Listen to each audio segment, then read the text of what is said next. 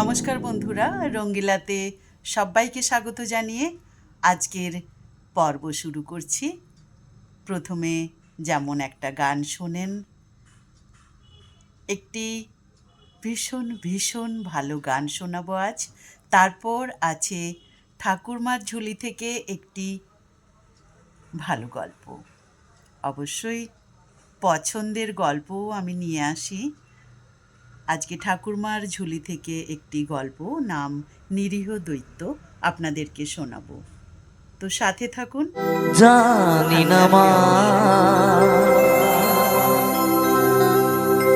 ও মা গো,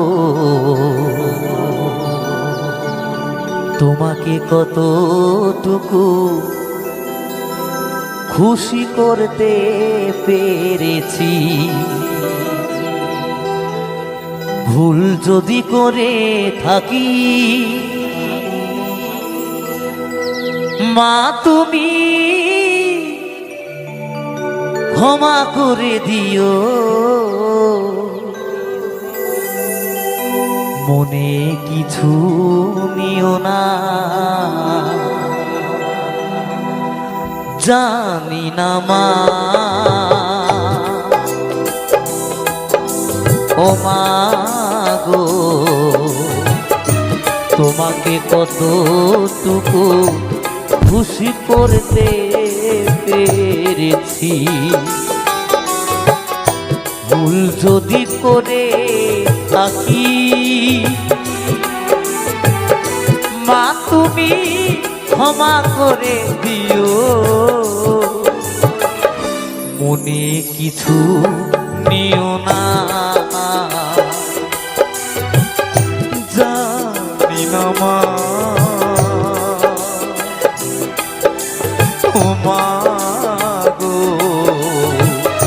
তোমাকে কতটুকু খুশি করতে পেরেছি।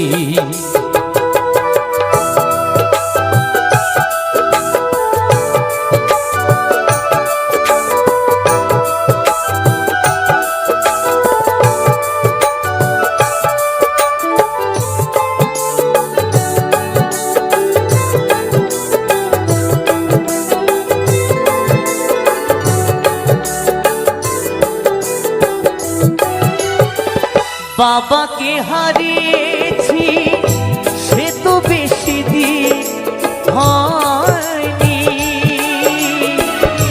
তারই ভালোবাসা মন থেকে মোছা যায়নি।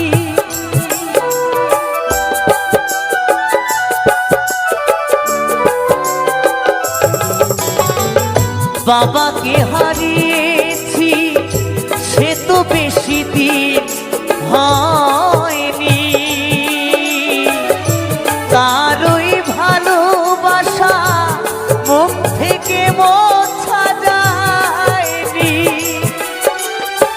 মুছা যাবে না, ভোলা যাবে না, মুছা যাবে না, ভোলা যাবে না, ভোলা যাবে না, জানি না মা, ও মা গো, তোমাকে কতটুকু খুশি করতে পেরেছি।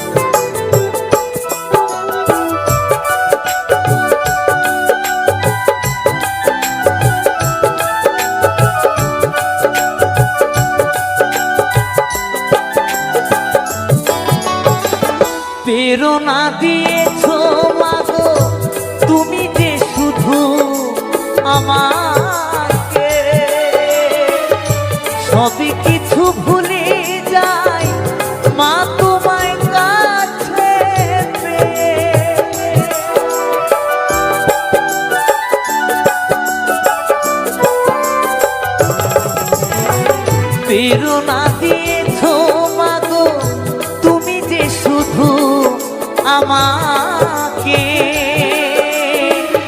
সবই কিছু ভুলে যাই মা তোমায় কাছে পেয়ে। বাবার মতো তোমাকে আমি, বাবার মতো তোমাকে আমি চাই না হারাতে, জানি না মা ও মা গো, তোমাকে কতটুকু খুশি করতে পেরেছি। ভুল যদি করে থাকি মা তুমি ক্ষমা করে দিও, মনে কিছু নিও না, জানি না মা ও মা গো, তোমাকে কতটুকু খুশি করতে পেরেছি,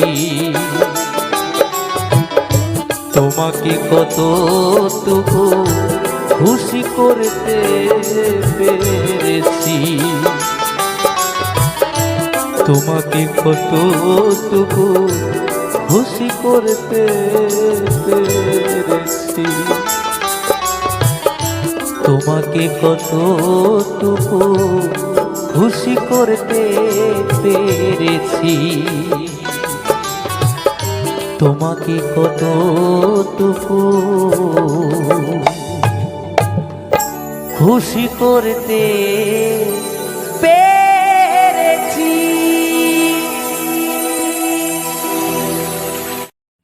ঠাকুরমার ঝুলির একটি গল্প, নিরীহ দৈত্য, লিখেছেন শৈল চক্রবর্তী। কতদিন আগে কেউ জানে না, এক দেশে ছিল এক দৈত্য, তার নাম ছিল কিড়িম্ব। কেউ বলে সে নাকি হিড়িম্বার বংশধর। কিড়িম্বর বাড়ি থেকে অনেক দূরে ছিল মানুষের বাস। সে যেখানে থাকতো তার ত্রিসীমানায় মানুষ থাকতে পারত না। থাকবেই বা কেমন করে? কিড়িম্বর চেহারা দেখলে যে কেউ আঁতকে উঠবে। সবচেয়ে সাহসী লোকও তার কাছে যাওয়ার কথা ভাবতে পারত না। কিড়িম্বর মুখখানা ছিল এমনই ভয়ানক, এমনই হিংস্র যে কেউ তার দিকে তাকাতে পারত না। মুখের উপর দিকে বড় বড় চুলের ঝাঁকড়া, আর নিচের দিকে গোপদাড়ির জঙ্গল। সেই জঙ্গলের মধ্যে বড় বড় দাঁত, আর মুখের মাঝখানে একটা ধ্যাবড়া মোটা নাক, আর দুপাশে দুটো গোল গোল লালচে চোখ। এই তো গেল মুখের বাহার। এইবার দেহের কথা বলি। দেহটা ছিল প্রকাণ্ড। তাকে দাঁড়ানো অবস্থায় কেউ দেখেনি, কেননা যে যে দেখেছে সেই অজ্ঞান হয়ে গেছে। তবে মানুষদের গ্রামে তাকে নিয়ে অনেক গল্প শোনা যায়। একবার নাকি দুইজন বিদেশি লোক ঘুরতে ঘুরতে কিড়িম্বর রাজত্বে গিয়ে পড়ে। চলতে চলতে ক্লান্ত হয়ে তারা একটা উঁচু টিলার মতো জায়গায় বসে জিরিয়ে নেবে ভাবল। তারা চড়তে লাগলো তার ওপর। খানিকটা উঠে তারা দেখল ভূমিকম্প হচ্ছে। তারা কি আর জানে যে ওটা ঢিবি নয়, ইড়িম্বর দেহ। শুয়ে শুয়ে ঘুমোচ্ছিল সে। ভুঁড়ির ওপরে যে মানুষ উঠেছে সে তো আর জানে না তার লাগছে সুরসুরি। তাই সে হেসে উঠেছে। হাসির চোটে ভুঁড়িতে কাঁপুনি ধরেছে, আর মানুষ দুটি তো গড়গড় করে গড়িয়ে পড়ছে মাটিতে। সেই সঙ্গে কিড়িম্বর হাতের গদাখানা পিছলে পড়ল হাত থেকে খসে, আর পড়ল ঠিক সেই দুজনের ওপরে। বেচারি পথিক দুজন শুধু চিড়ে চ্যাপটা নয়, পিষে একেবারে জেলই হয়ে গেল। এরম অনেক গল্প লোকের মুখে শোনা যায়। এরকম ভয়ঙ্কর দৈত্য বটে, তবে হ্যাঁ, এটাও শোনা যায় যে কিড়িম্ব কখনো মানুষের এলাকায় এসে হামলা করেনি, এমনকি তাকে এদিকে আসতেই দেখা যায়নি। এতে অনেকেরই খুব আশ্চর্য লাগে। তারা বুঝতে পারে না কেন যে দৈত্য নদী পেরিয়ে এপাশে আসে না। ওই তো ছোট্ট নদী, তাও গরমকালে চড়া পড়ে থাকে। ওটা পার হয়ে এলেই তো মানুষের গ্রাম। মাঝে মাঝে লোকেরা ভুলে যায় যে তারা অত বড় একটা ভয়ঙ্কর জীবের হাতের নাগালের মধ্যে বাস করছে।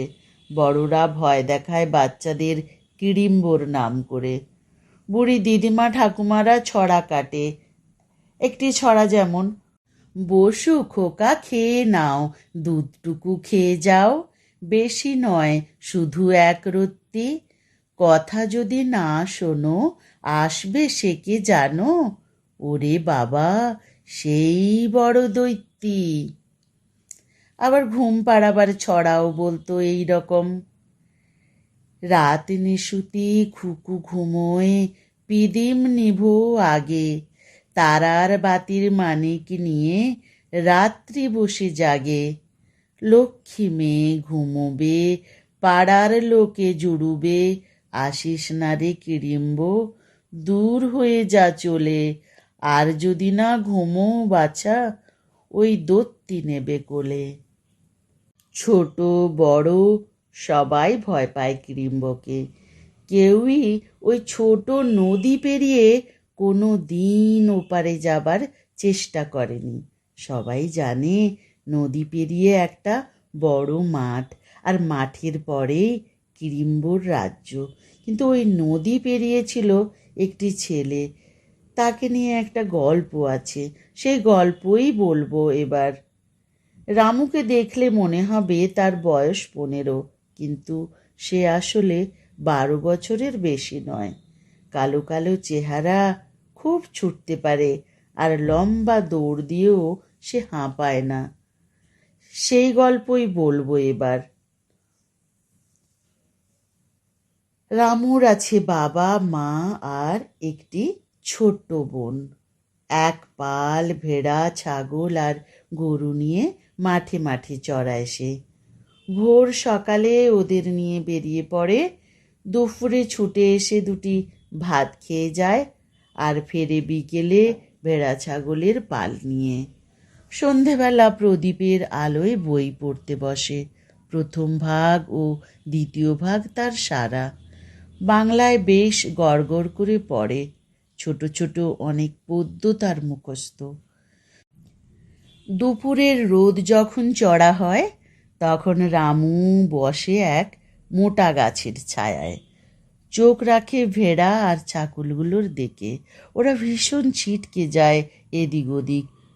কখন যে নজরের বাইরে চলে যায় কিছুই বলা যায় না। যখন দেখে মাঠের ওপর ওরা চড়ছে ঠিকমতো, রামু তখন চেঁচিয়ে মুখস্থ পদ্য বলতে থাকে। বাতাসের সনসন শব্দ তখন হয়। রামুর খুব মিষ্টি লাগে ওই সময়টি। সে হয়তো চেঁচিয়ে আওড়াতে থাকে: হীরামন তোতারে বাসা তোর কোথারে, আয় পাখি ছুটিয়া ধান খাবি খুটিয়া, খেয়ে দে এবাড়ি দূর দেশে দে পারি। কিন্তু বেশিক্ষণ কি বসতে পারে এভাবে? একটা বাচ্চা ভেড়াকে নিয়েই হয়েছে মুশকিল। এর নাম দুধি। দুধের মতো সাদা ধপধপে রং, মোলায়েম নরম লোমে তার গা ঢাকা, আর কি মিষ্টি তার মুখটা। কিন্তু দুধি আবার ভীষণ ছটপটে। একদিন বাড়ি ফিরে সব কটাকে গুনতে গিয়ে রামু দেখে একটা কম। ছিল মোট 34টা, আছে 33টা। কে গেল দেখতে গিয়ে দেখে সেই দুধি নেই। রামু কেঁদে ফেলল। কি হয়েছে রে, কাঁদছিস কেন? মা জিজ্ঞেস করলো। দুধিকে পাচ্ছি না। কাল ওই নদীর ধারে চড়তে চড়তে কখন যে সে ছিটকে পালিয়েছে একটুও টের পাইনি। কি আর হবে কেঁদে, হয়তো নেকড়ের হাতে পড়েছে। মা বললে, না গো। রামু বললে, নেকড়ে তো আসেনি। তাহলে নদী পেরিয়ে যায়নি তো? হ্যাঁ রে, নদীতে জল ছিল না, কোথাও কোথাও একটু জল, চড়ার ওপর দিয়ে দিব্যি পার হওয়া যায়। রামু বললে, তাহলে নিশ্চয় ওপারে চলে গেছে। কি হবে মা? যা হবার হয়েছে, এবার একটু হুঁশিয়ার থাকবি। আমি দুধিকে খুঁজে বার করব, আমি ওপারে যাব। খবরদার, ওদিকে যাস না। ওদিক জানিস না, দৈত্যের রাজ্য, ওখানে কোনো মানুষ যায় না। রামুর মনটা ভেঙে পড়েছে। সে মনে মনে ঠিক করলো দুদিকে খুঁজে বার করবেই। কিন্তু যদি সে দৈত্যের পাড়ায় গিয়ে থাকে, যেতেও পারে, তাহলে না, যাবে সে, বেশ তো, সে দেখে আসবে দৈত্যদের দেশটা কেমন। পরদিন রামু আর ভেড়া ছাগল নিয়ে গেল না, সে একা বেরুলো। মাঠ পেরিয়ে চলল হন হন করে, এসে পড়ল নদীর কাছে। নদীর চওড়া পাড় দিয়ে হেঁটে হেঁটে পার হলো। চারিদিকে শ্যাওড়া সেকুল বনের ঝোপঝাড়, জনমনীষী নেই। রামুর বুকটা ঢিপ ঢিপ করে উঠল। তখনই তার মনে হলো দুধির কথা। সে আবার চলল হন হন করে। চারিদিকে তাকাতে তাকাতে চলছে সে, মাঠ আর মাঠ। মাঝে মাঝে থমকে দাঁড়াচ্ছে সে। এখানে সেখানে ছোট বড় অনেক পাথরের ঢাঁই পড়ে আছে। মনে হয় কে যেন খেলার জন্য ছড়িয়ে রেখেছে ওই সব।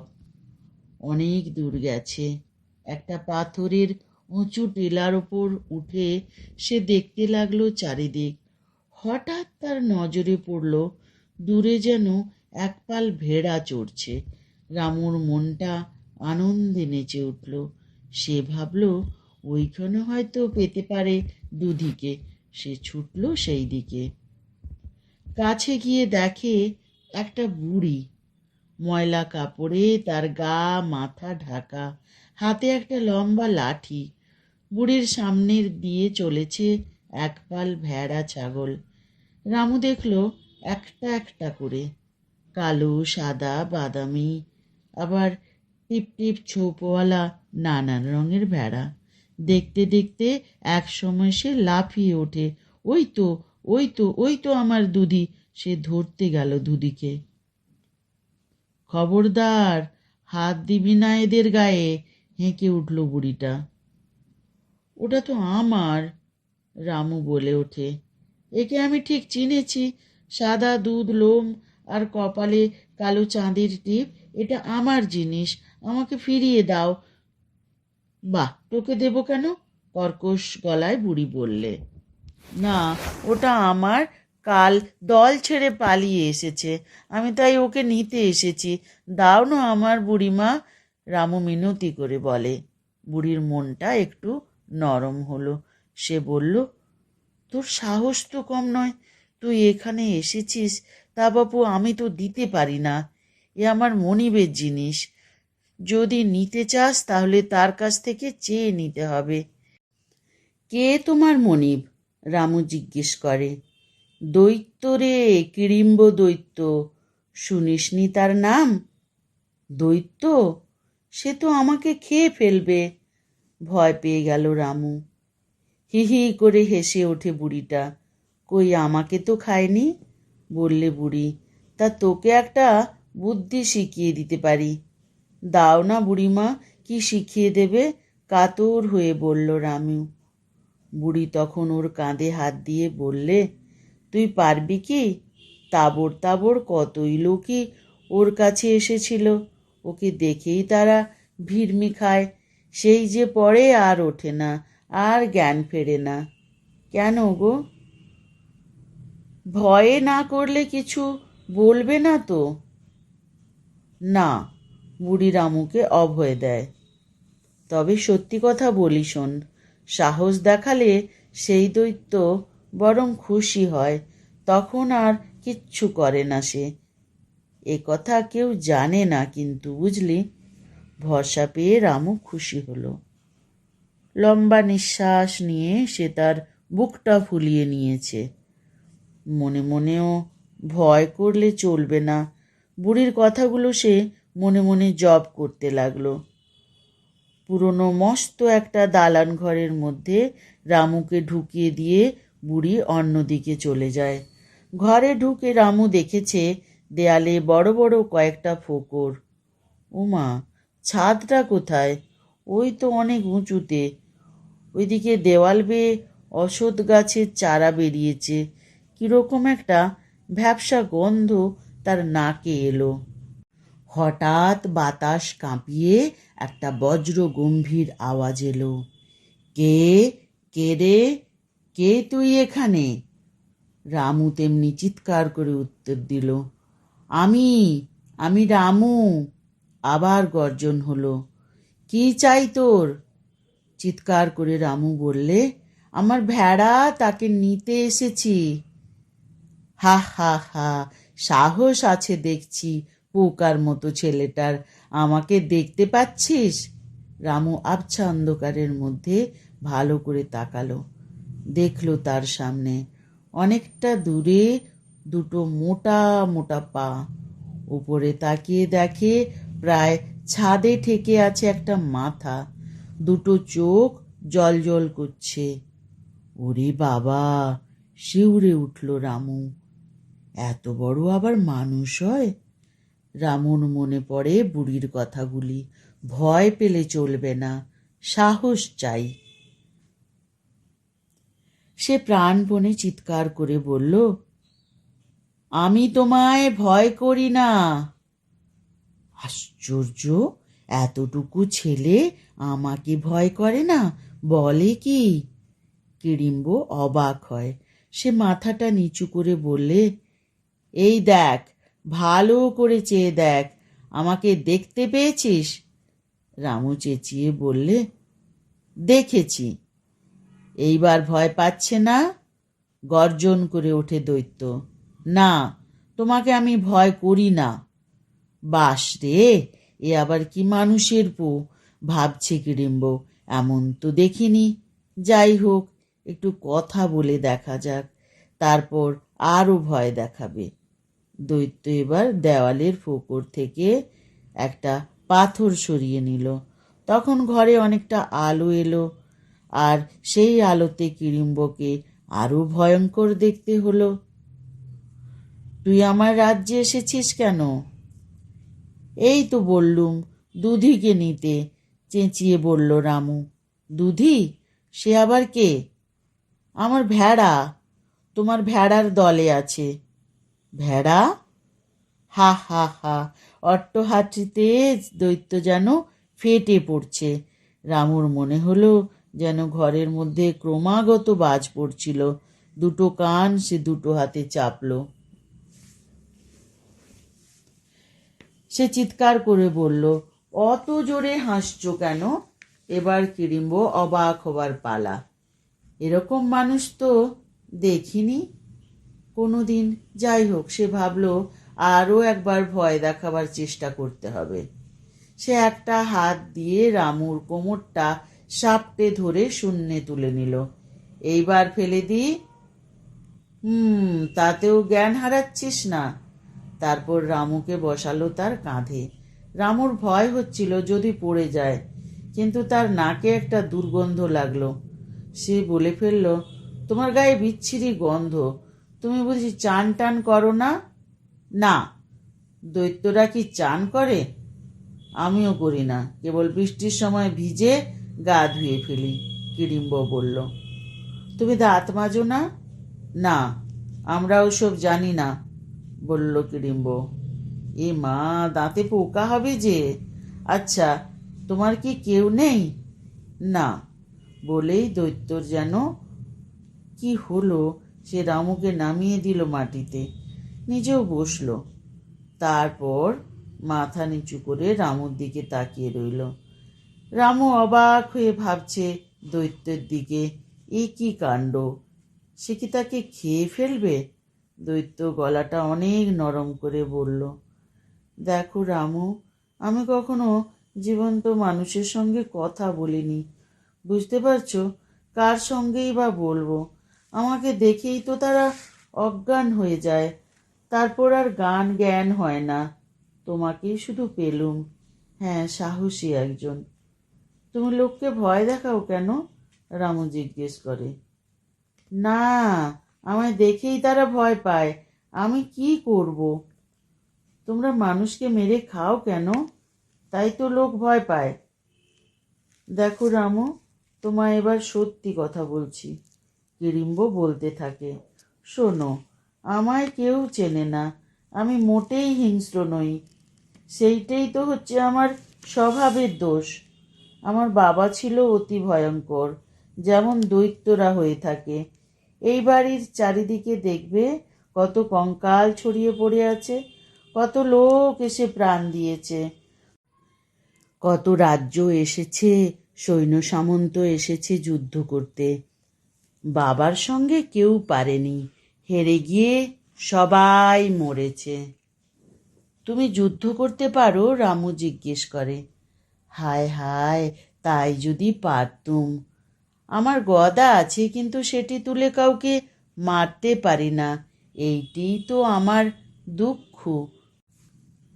ফুঁপিয়ে কেঁদে উঠল কিড়িম্ব। রামু অবাক হয়ে শুনছে। সে বললে, কেন, তুমি তো ভালোই আছো। হিংস্র হওয়া ভালো নাকি? মারধর করা মোটেই ভালো নয়। তা নয়, আমিও ভালোভাবে জানি, কিড়িম্ব বললে। কিন্তু আমাদের যত আত্মীয় আছে, বন্ধু আছে, তারা আমাকে বোকা বলে, তারা আমাকে ঘেন্না করে, অনেকে বদনাম দেয়। সেইটেই আমার অসহ্য। তোমার আপনার লোক সব কোথায়? অনেক দূরে, সমুদ্রের মধ্যে এক দ্বীপ আছে, সেখানে একচক্ষু দৈত্যরা থাকে। কাছাকাছি অন্য দ্বীপে তারা ছড়িয়ে আছে। শোনো রামু, আমার একটা উপকার করবে? তোমার ভেড়া তুমি পাবে, আরও অনেক কিছু পাবে। বলো কি করতে হবে আমায়? প্রশ্ন করে রামু। এসো আমার সঙ্গে। দৈত্য তাকে আরেকটা ঘরে নিয়ে গেল। যেতে যেতে বলল, তুমি বোধহয় শুনেছ, দৈত্য আর রাক্ষসেরা অনেক রকম জাদু জানতো। ইচ্ছা মতো তারা ছোট হতে পারত, বড় হতে পারত, নানা রকম রূপ ধরতে পারত। মারিচ যেমন সোনার হরিণ সেজেছিল। এসব নিশ্চয় পড়েছ। কেউ কি জানে কি করে তারা এসব করত? তাদের জানা ছিল অনেক রকম জাদু ওষুধ। কোনটা খেলে মাছির মতো হওয়া যায়, কোনটা খেলে হালকা হয়ে ভেসে বেড়ানো যায়, আবার কোনোটায় ভীষণ হিংস্র হওয়া যায়। তোমাদের ওই রকম ওষুধ আছে নাকি? বলল রামু। হ্যাঁ, তাই তো তোমাকে দেখাবো। বাবা এসব জিনিস তৈরি করত। ওই দেখো, বড় বড় জালায় সাজানো রয়েছে। ওইগুলো থেকে আমাকে ওষুধ বেছে দিতে হবে। এ কাজটি তোমাকে করে দিতে হবে। তোমার ভেড়াও পাবে। রামু অবাক হয়ে জিজ্ঞাসা করে, কেন?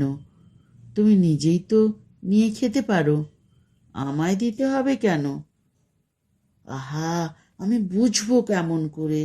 ওই জালার গায়ে লেখা আছে কোনটা কি ওষুধ। লেখাপড়া না জেনেই আমার এই বিপদ হয়েছে। আমি যে পড়তে পারি না। ও, এই কথা, বললে রামু। তা তুমি কি হতে চাও? আমি আমি হিংস্র হতে চাই, ভয়ঙ্কর হতে চাই। দয়া মায়া থাকবে না, মারবো, কাটবো, কড়মড় করে চিবিয়ে খাবো। যাকে পাবো তাকে আঁচড় মারবো। দাও দেখি ঠিক ওই জাদু ওষুধের জ্বালাটা বেছে। রামু এগিয়ে গেল।